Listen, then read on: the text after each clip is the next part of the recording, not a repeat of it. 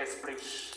Vous êtes sur le plateau de Jésus revient TV, la chaîne qui sonne la trompette de la sainteté. Vous préparez les saints pour l'enlèvement.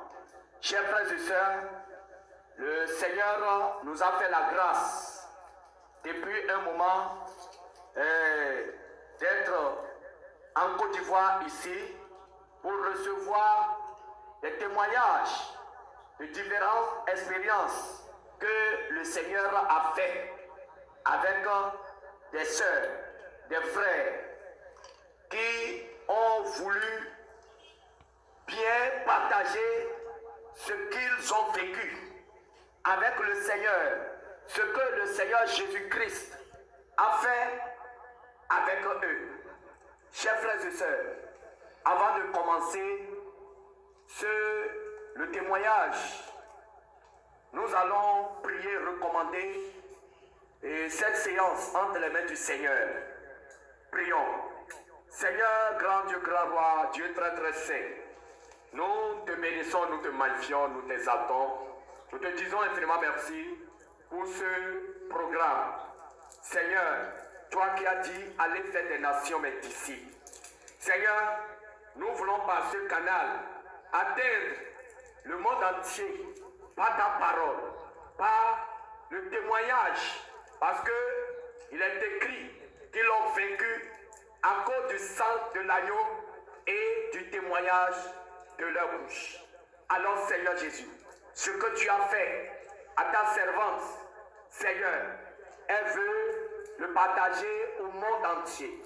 Dès qu'elle va ouvrir la bouche, que ce ne soit pas elle qui parle, mais que ce soit ton esprit qui la saisisse, qui le rappelle point par point toutes les expériences que tu as eu à faire avec elle, en la sortant des ténèbres pour l'amener à ta lumière.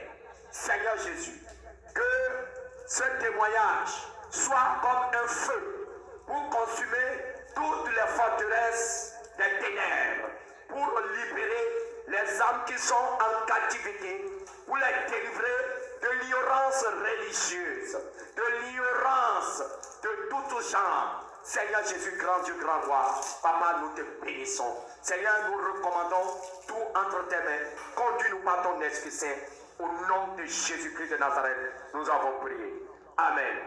Nous prenons chemin pour aller au ciel. Est-ce que tu pourras aller au ciel? Nous prenons chemin pour aller au ciel. Est-ce que tu pourras aller au ciel? Les anges par milieu parcourent le ciel. Ils sont vêtus en habit blanc. Et toi, mon frère, pose-toi la question. Est-ce que tu pourras aller au ciel? Les anges par milieu parcourent le ciel. Ils sont vêtus en habit blanc. Et toi, ma sœur, pose-toi la question. Est-ce que je pourrais aller au ciel? Et toi, catholique, pose-toi la question. Est-ce que tu pourras aller au ciel?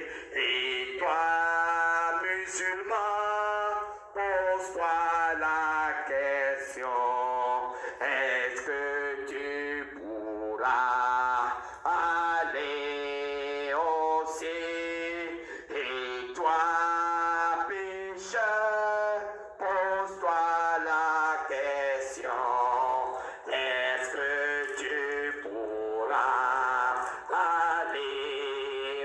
aussi. Et toi, prostituée, pose-toi la question.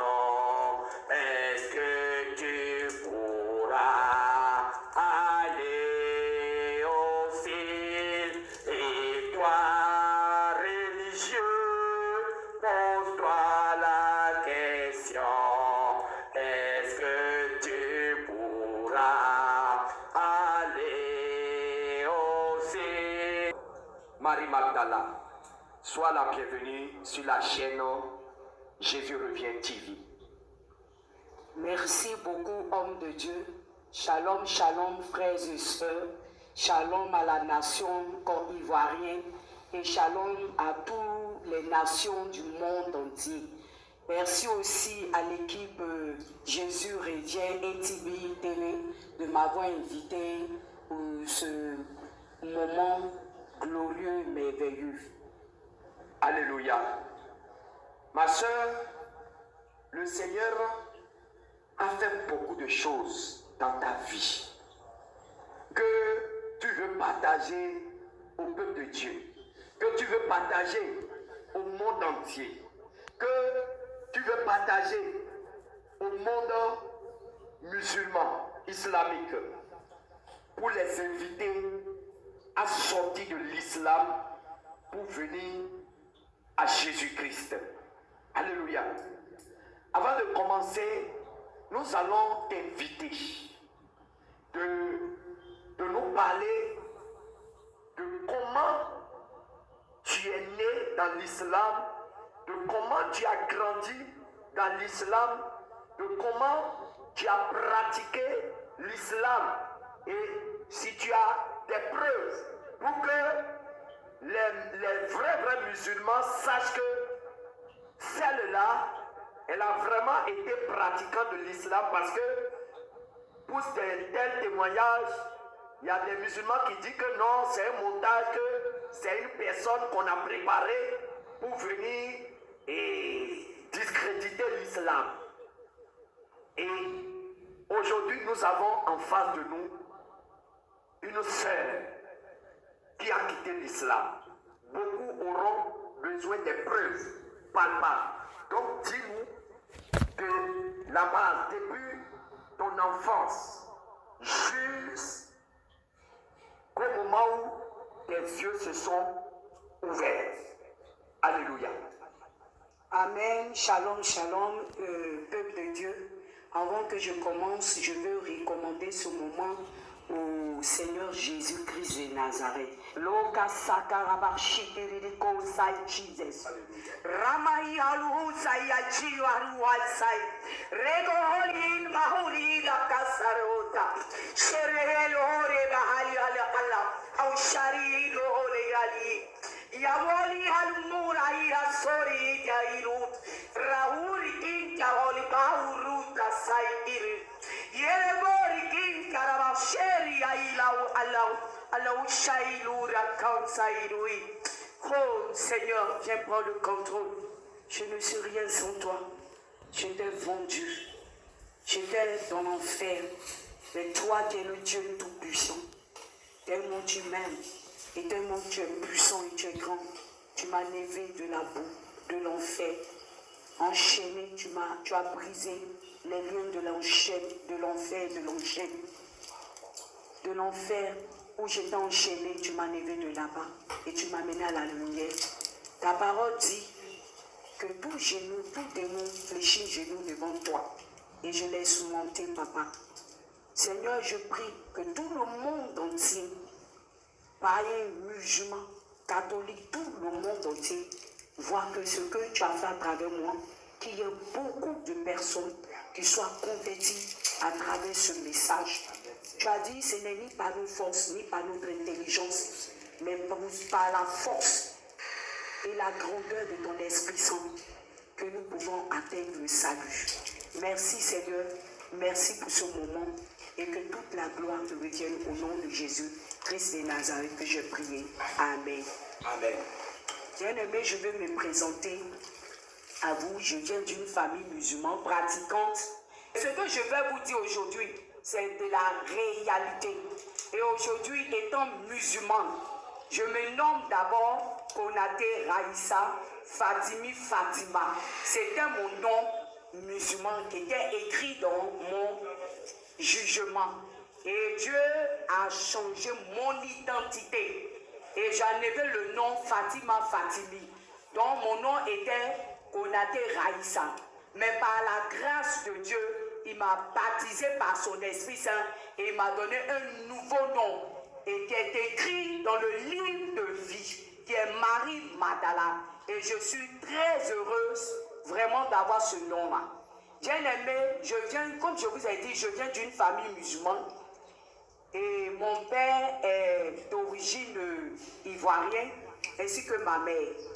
Mais étant petite, j'ai été d'abord élevée par ma grand-mère, du côté maternel, qui sont aussi des pratiquants musulmans.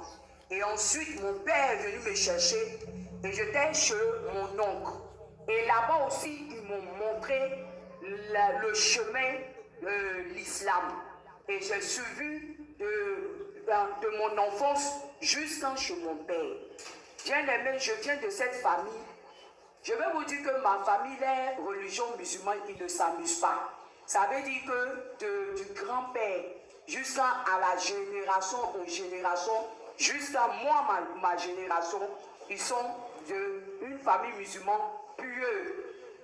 Ils ne s'amusent pas avec la religion musulmane, comme certains le font, un pied dedans et un pied dehors. Ma soeur Marie Magdala, quand on parle de l'islam, il y a plusieurs branches de l'islam.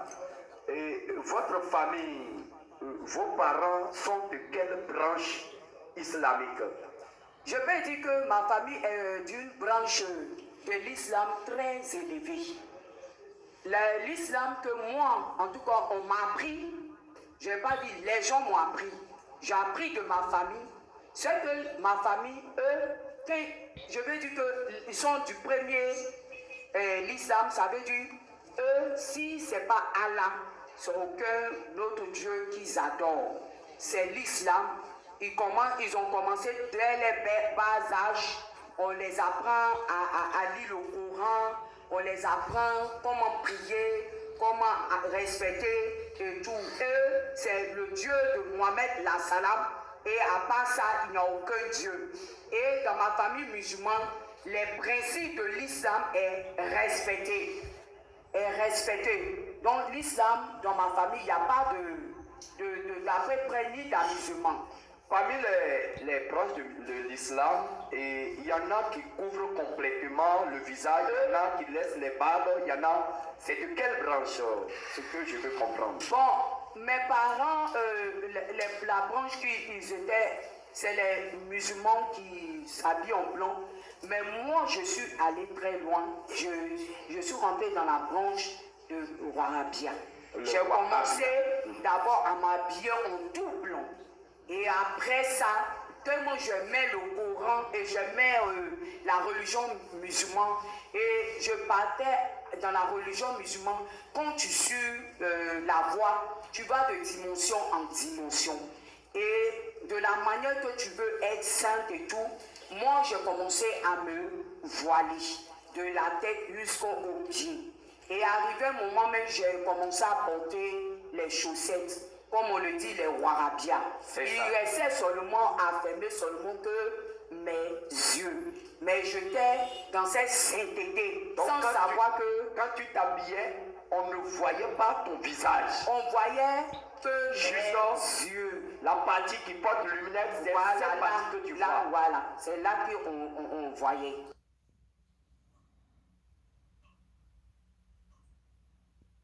Voilà. Ça, le vêtement que je portais, on appelle ça le vêtement Wahhabia. C'est ça. Donc avant, on ne pouvait pas t'identifier, on ne pouvait pas reconnaître ton visage. À part ma famille. Ah, ok, continue. À part aussi mes amis. Continue. Ok. Donc, j'ai commencé à pratiquer l'islam avec mes parents et tout. Et à la suite de ça, je suis allé très loin dans l'islam et tout.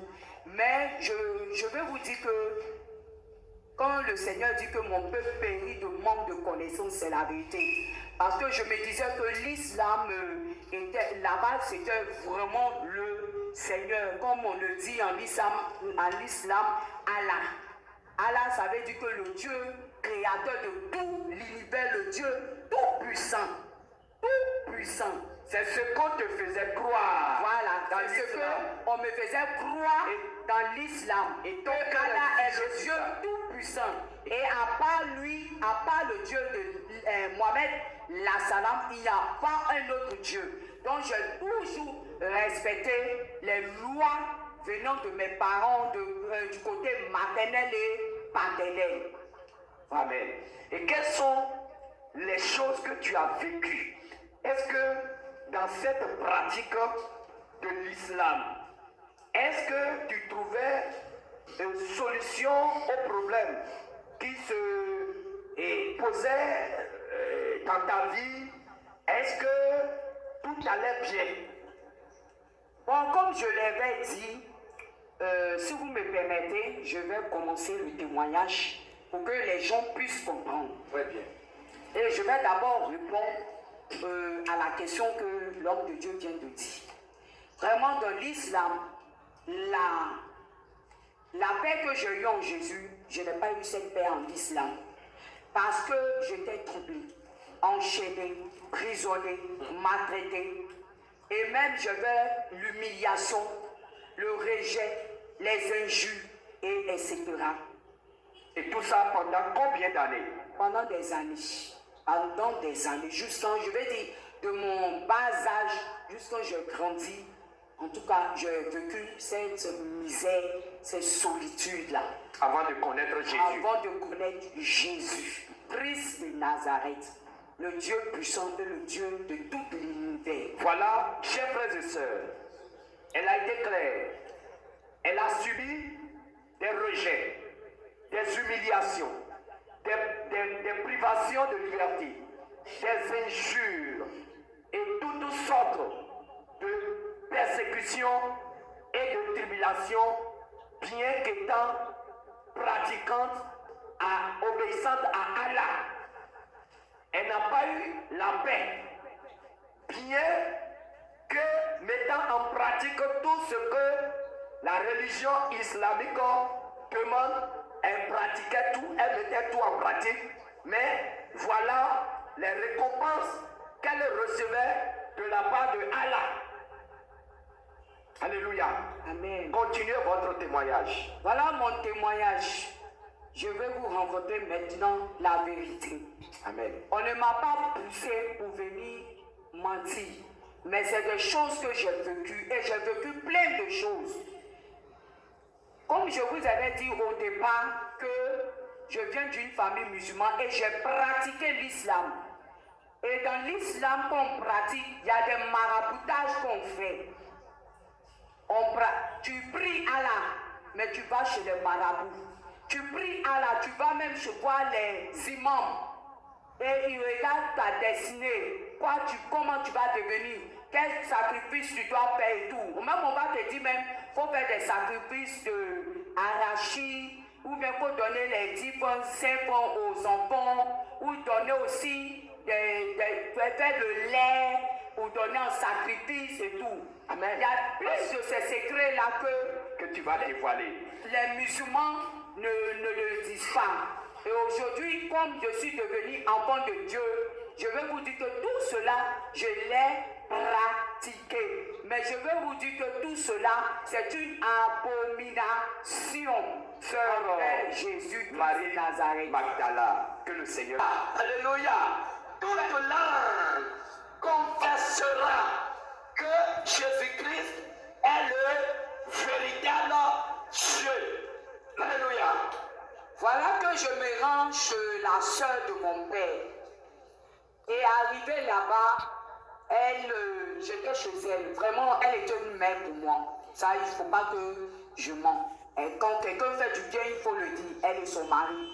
Mais je pratiquais la religion musulmane avec eux et tout. Mais il y a un truc, je voulais vous dire que quand tu es dans le fond, quand Dieu veut venir te prendre quand tu es dans le faux. Tu as un doute. C'est comme un enfant, un des jeunes, des enfants. Quand on pêche, comme que tu sois adulte, quand tu mens, tu sais que tu mens. Mais ton cœur, ton âme est troublée. Même quand tu trompes ta femme aussi, ton âme et ton cœur est troublé. Mais je suivais ce Dieu Allah, mais mon cœur, mon âme n'était pas... Je ne me suis pas encore... Tu n'étais pas dans la joie. Je n'étais pas à l'aise. Je n'étais pas du tout à l'aise. Tu ne te sens pas. Je ne me sentais pas. Mais je sentais qu'il y a un petit truc qui me manquait. Je sentais qu'il y a un truc qui pouvait venir bouleverser ma vie. Mais je ne savais pas c'était quoi. Parce que malgré que j'étais dans l'islam, comme je vous l'ai dit, les sacrifices de moutons, les sacrifices de lait, caillé, les sacrifices de nourriture, on prépare, on invite les enfants, mais tout cela que je faisais là, vraiment, je n'avais pas la paix. Tu n'as pas la joie. Je n'avais pas la joie même. La joie même, je n'avais pas, ni la paix. Mais je ne savais pas pourquoi ça me faisait ça. Mais je vous dis, on dit un jour est pour les... Il y a un jour, tu fais ta vie, mais il y a un jour pour le Seigneur. Alléluia. Vraiment, j'ai pratiqué l'islam, corps, âme et esprit. Mais je joie. n'étais pas, mon âme, mon esprit n'était pas dans la joie. Ma soeur Marie Magdala. Donc j'ai continué à ne pas avoir la paix et tout. Mais ce qui était bizarre, je peux dire que ce Dieu il est merveilleux. Alléluia. Malgré que j'étais dans la religion musulmane, quand je sortais de chez ma famille, je croisais les groupes. Chaque moment que je sortais, je croisais des groupes d'évangélisation et tout, qui me parlaient de Jésus-Christ de Nazareth. Mais à chaque moment que je les croisais, je les disais que mais on adore le même Allah et tout. Mais ils me parlaient de ce nom, toujours eux, ils prononçaient dans les bouches Jésus, Jésus. Mais moi, je les prononçais Allah, que c'est le même Allah et tout. Mais quand je rentrais à la maison, je disais, mais... je disais toujours à mes soeurs, mais pourquoi quand je sors, il y a toujours des groupes d'évangélisation qui me croisent, qui me parlent de Jésus et tout ça là. Et mes soeurs me disaient, mes cousines me disaient que mais Issa là, on sait que Issa c'est un prophète de tout ça. Mais je n'ai pas toujours la paix du cœur. Même quand je sors, que les groupes d'évangélisation, il y a certains qui ont des tickets de, comment on appelle ça, des sujets de prière, voilà. Ou bien des conventions, des sorties de prière et tout, comme veut me donner, je dis non, je suis déjà musulman, je n'ai pas besoin de ça. Même quand ils insistent, je dis pardonnez, je suis déjà musulman, je ne veux pas de ça. Et on est beaucoup dans la religion musulmane, je vais vous dire que je ne touchais même pas la Bible si ce n'est pas le Coran. Et quand tu es pieux, quand tu adores le Dieu de Mohamed, tu es vraiment dans la religion musulmane. Tu te dis, c'est l'islam ou rien. Pas autre Dieu mélangé ou pas. Mais si c'est pour aller chez les marabouts, faire des sacrifices et tout, on est débrouillé pour ça. Mais si c'est pour vous, a dit, tu as quitté ta religion, tu vas le suivre un autre Dieu, non. La religion musulmane, rien. Si c'est pas ça, c'est pas la peine. C'est autre chose. C'est autre chose. Voilà, vous voyez, chers frères et sœurs, tous les musulmans, la nuit, j'étais troublée. Mais quand je suis partie chez ma tante, c'est que ma tante n'a jamais su la vérité. Parce que moi, comme je vous l'ai dit, on m'accusait de tout. Mais il y a des choses même que je n'ai pas fait, on a menti que j'ai fait. Et je me suis dit un jour que j'ai pris l'islam, ma famille est musulmane. Les gens viennent me rencontrer de n'importe quoi sur moi. Ma famille croit, il me fait asseoir, il m'humilie devant tout le monde. Or, en réalité, je n'ai pas fait, on m'accuse. Mais qui est ces personnes-là? Vous dites que l'islam, c'est l'amour. Mais je vois que l'islam, c'est le mensonge, c'est la division, c'est l'accusation, c'est le rejet. C'est que ça, il n'y a pas de l'amour. Donc, j'ai commencé à avoir un cœur abattu, un cœur vraiment... Je cherchais quelque chose, mais je ne le retrouvais pas là-bas. Et peut-être, comme je vous l'ai dit, Dieu a vu ma souffrance. Dieu a vu la souffrance de mon âme qui criait. Parce que quand je suis sur ma natte, je ne fais plus mes sourates. Je suis là, je dis, Allah, qu'est-ce qui m'arrive? Qu'est-ce qui se passe? On m'accuse, on me humilie. Je n'ai pas fait ça, on me dit, j'ai fait. Si vraiment tu es le Dieu, il faut agir dans ma vie. Si tu es vraiment le Dieu, il faut te manifester. Allah n'a jamais été Dieu et il ne le sera jamais. Lui-même sait qu'il n'a jamais été Dieu. Mais il s'amuse à tromper seulement les gens. Je savais que ma vie était toujours attachée. Mais quand je suis avec ma famille, je sens qu'il y a les esprits qui me suivent. Je sens qu'il y a des esprits qui sont là. Et quand je m'arrête, comme je n'ai pas de vision, quand je m'arrête, je sens que les esprits sont là. Mais ils ne sont pas près de moi comme l'homme de Dieu est près de moi. Ils sont un peu éloignés. Mais je sentais les présences. Mais ça n'est pas dit que je suis allé chercher des esprits. Non. Quand je vais chez les marabouts, je vais bien vous expliquer. Il n'est pas que vous mélangez mon témoignage. Quand je vais partir chez les marabouts, ce n'est pas pour aller avoir la puissance ou quoi. C'était pour aller pour ma solution, mes problèmes. Pour avoir la paix. Pour avoir la paix. Et les marabouts me disaient que faut prendre l'argent. Si tu as l'argent, faut payer l'air, faut payer un wambi, va donner ça à une veuve, ou bien appelle un pain, va donner à une veuve, ou bien prépare, amène ça aux enfants, ils vont manger. Et quand je dis que je ne suis pas chez moi, je ne peux pas préparer, me dit, fais les pièces, si tu as 500, fais les pièces, 10 francs, partage aux enfants, ou bien paye des biscuits.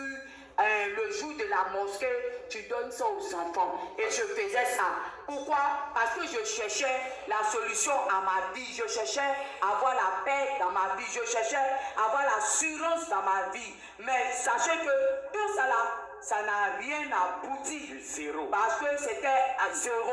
Au contraire, mais j'empirais encore les choses. Ma soeur Marie Magdala, que le Seigneur te fortifie. Vraiment, je peux être témoin. Moi, tout ce que j'ai demandé dans la religion musulmane, je n'ai pas obtenu cela. Oh, Yakou. Je n'ai pas obtenu cela. Est-ce que dans la religion musulmane, si on tombe malade, est-ce qu'on peut s'agenouiller comme ça se passe chez les chrétiens, où lorsqu'ils ont un problème, ils s'agenouillent pour prier, pour demander Jésus, j'ai une solution, j'ai un problème. Intervient, est-ce que dans l'islam, si ton enfant tombe malade, ou bien toi-même tu tombes malade, ou bien tu as une situation, tu t'agenouilles pour prier, est-ce que ça se fait dans l'islam? Vraiment, dans l'islam, je n'ai pas... Bon, moi, la manière dont j'ai pratiqué, je ne me suis jamais mis en genoux comme je le fais dans la vie chrétienne. Nous avons notre nat, nous faisons nos nasidi, rituel. On finit de faire nos nasidi, on s'en va sur notre nat, on s'arrête, on fait nos prières, on se coupe, et on se relève, et on s'abaisse, et on met nos fronts sur le sol. Donc, et on fait. Mais dans l'islam, quand on finit, tu plies tes pieds derrière, et quand tu plies tes pieds derrière, tu fais maintenant, tu prends ton chapelet, et tu commences à réciter tes sourates. Mais moi, quand je suis malade, dans l'islam, quand je suis malade, je vais à l'hôpital pour me soigner. Il n'y a pas à la Même quand j'étais chez mes parents, mes parents, quand je suis malade, on m'envoie à l'hôpital. Depuis que j'ai vécu avec mes parents, juste un petit, je n'ai jamais vu mes parents me dire que attends, on va t'envoyer à la mosquée, tu as un démon, ils vont te briser, ou bien ils vont prier pour toi. Il n'y a pas ça. Je n'ai pas vu ça, jusqu'à mon âge là, je n'ai pas vécu ça. Quand je suis malade, que je dis à mes oncles, ou bien à mes mamans, ou bien à mon père, je suis toujours à l'hôpital. C'est l'hôpital. Même les opérations que j'ai eues, c'est à l'hôpital. Je n'ai pas vu qu'ils ont prié sur moi pour faire ma délivrance, ou bien prier sur ma maladie pour faire ma délivrance. Tout se fait à l'hôpital. Amen. Ma soeur, servante de l'Éternel. Oui. Et dis-moi, quand vous montez sur le tapis de votre prière là, les choses que vous racontez là, dites-moi, quelles sont les paroles? Qu'est-ce que... vous dites que vous priez, vous parlez avec Allah. Quelles sont ces paroles-là? Je veux comprendre. Qu'est-ce que vous dites à Allah? Bon, moi, je peux dire que les prières que je faisais dans l'islam, je ne connaissais pas l'origine profonde. C'est quand Jésus-Christ de Nazareth est venu me prendre pour m'amener à la Mecque, qui m'a révélé les choses cachées, les secrets. Parce que quand j'étais dans l'islam, Dieu a vu que mon cœur était saint. Tout ce que les gens, ma famille, mes amis, qui sont venus me trahir chez ma famille et tout, moi je suis resté ferme. Jusqu'à même ils ont révolté mon père que j'aimais de tout mon cœur, de tout mon âme. Mon papa seulement je l'ai aimé.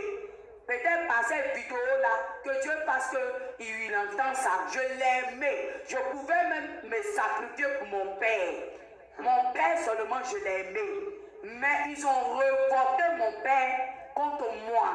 Donc, j'étais seul, abandonné. Même ceux même que je pensais qu'ils me coûtaient cher, les soeurs même de mon père, m'ont tous abandonné. Mais je vous le dis, vous tous qui êtes dans la religion musulmane, aujourd'hui, vos familles ne peuvent pas vous sauver. Vos tangos, oncles, les imams, etc. ne peuvent pas vous sauver. La seule personne qui peut vous sauver, il s'appelle Jésus-Christ de Nazareth. Alléluia. On l'appelle Emmanuel, le Messie, le Rédempteur, la forteresse, le bouclier, le rocher de mon salut. C'est lui qui peut tout faire pour vous. Alléluia. Alléluia. Parce que moi, étant dans ma famille, j'étais dans ma chambre. Je ne dormais pas, j'étais sur ma natte. J'ai dit, comme je vous l'ai dit, je n'ai pas la paix. Allah, qu'est-ce que je dois faire? Tu as la solution. Viens me parler. Allah, viens me parler. Allah, viens me parler. Et dans ma natte de prière, je parlais jusqu'à ce que je pleurais. Et un coup, je me suis couché sur ma natte. Mais je vais vous dire, le sommeil que j'ai fait, ce n'est pas un sommeil où on dort profondément. Et après ça, j'entends une voix qui me dit, lève-toi, couche-toi sur le lit. Et je me couche maintenant sur le lit. Mais j'avais mon encanant toujours sur ma tête. Et je me suis couché sur le lit. Et un coup, j'ai commencé à dormir. Et un coup, je vois, vous voyez, quand vous fermez la maison, il fait nuit, vous avez mis le rideau, la chambre devient noire. Et je vois une grande lumière qui a pris toute ma chambre. Je me réveille. Je dis, aïe, j'ai vu une lumière tout à l'heure là. Je pensais que je vais laisser la lumière de l'ampoule. Mais je vois que la lumière que j'ai vue là, ça ne ressemble pas à la lumière de l'ampoule. Et je me recouche encore. La lumière est devenue encore plus grande. Et je me réveille. Je vois la lumière est là, mais l'inquiétude, l'âme qui tremblait, l'âme qui était dans l'inquiétude, dans la lamentation, dans l'humiliation, toutes les douleurs, des pleurs, des lamentations et tout, par cette lumière-là en disparu. Alléluia. Alléluia. Vous avez entendu? Elle était angoissée dans les pleurs. Dieu qui vit en moi, ce n'est plus moi qui vis, alléluia, c'est Jésus qui vit en moi, en moi, en moi, c'est Jésus qui vit en moi, ce n'est plus moi qui vis, alléluia, c'est Jésus qui vit en moi. Que le Seigneur te fortifie, ma soeur. Continue ton témoignage. Et cette lumière s'approchait. Et la voix m'a dit, n'aie pas peur, mon enfant. Et j'ai demandé, qui es-tu? Bien aimé, ce n'est pas le Dieu de Mohamed Lassalam qui m'a répondu. Je vous le dis que ce n'est pas le Dieu de Mohamed Lassalam qui m'a répondu. Il m'a dit, tu veux savoir qui je suis? J'ai dit oui. Tu fais quoi dans ma chambre? Il dit, je suis le Dieu d'Abraham, d'Isaac, de Jacob. Et je suis le même Dieu de Jérémie. Je suis le même Dieu de Moïse. Je suis le même Dieu des 12 apôtres. Il dit, mais qui est les apôtres? Il dit, ce sont mes disciples. Alléluia. Et je m'appelle Jésus-Christ de Nazareth. Alléluia. Alléluia. Et la voix, tellement que la voix m'a parlé, j'ai dit mon âme, mon corps, mon nez, tout a fléchi genoux devant ce roi de gloire. Je fléchis genoux et je dis si vraiment tu es le véritable Dieu, montre-moi que si tu es vraiment toi, montre-moi. Et le Seigneur dans sa lumière glorieuse m'a montré les creux de ses mains, Alléluia. les creux de ses pieds. Alléluia. Et j'ai vu que ce Dieu, il est vivant, Alléluia. il est puissant. Je l'ai exploité Alléluia. parce qu'il m'a montré qui il est. Yes. Et j'ai eu, Alléluia. quand j'ai vu ça, il m'a dit, je suis venu te montrer. Il dit, Raï. Je dis, comment tu connais mon nom? Il dit, une fourmi noire, cachée dans un trou noir. Moi, l'Éternel, je vois le commencement et la fin de toutes choses. Je suis venu pour te prendre dans ta chambre, dans la maison de tes parents, pour aller te montrer le Dieu que tes parents adorent et tu auras un choix à faire. Alléluia. Bien-aimé, le Seigneur m'a pris dans les creux de ses mains, dans une lumière glorieuse. Étant grande comme ça, je me suis trouvé comme un bébé dans la main du Seigneur. Et d'un instant, on s'est trouvé à la Mecque. Alléluia. Jusque-là, c'est pas... Amen. Continue ton témoignage. Ce qui m'a étonné, si vraiment il était le Dieu de l'islam, il allait me dire que je suis le Dieu de Mohamed Lassalam. Yes. Et c'est moi, je suis venu me présenter à toi. Mais quand il est venu se présenter à moi, il m'a montré tous les signes. Il est un Dieu glorieux, d'une lumière glorieuse. Ma soeur Marie Magdala. Amen. Ils m'ont dit qu'ils sont nés et les parents ont adoré l'islam. Et que l'islam c'est le prophète Mohamed Lassalam qui a conduit tous ceux qui sont dans l'islam. Ils ne m'ont jamais dit que le Dieu même de l'islam est venu se présenter un jour. Je n'ai ni entendu à la télévision des témoignages, ni à la radio, ni dans les réseaux sociaux. Toi qui vas suivre ces témoignages-là. Et le Seigneur m'a pris, il m'a mené à la Mecque.